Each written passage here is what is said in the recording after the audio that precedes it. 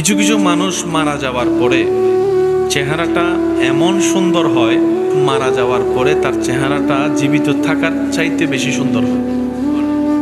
দেখছেন এরকম? অনেক সময় এরকম মৃত ব্যক্তি দেখতে গিয়ে অনেকের মনে হয়েছে চেহারা দেখে যে মনে হচ্ছে ঘুমাচ্ছে। কেউ কেউ সেই চেহারা দেখে এসে বলছে তার চেহারা দেখে মনে হচ্ছে মুস্কি মুস্কি হাসতেছে।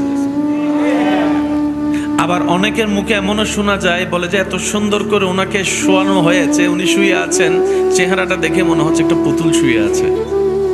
এই বাস্তবতাটাও পৃথিবী দেখেছে।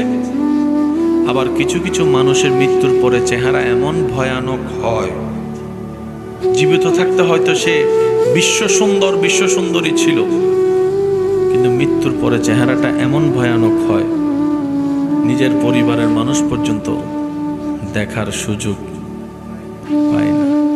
দেখার ইচ্ছা থাকলেও ভয়ের কারণে দেখতে পারে না।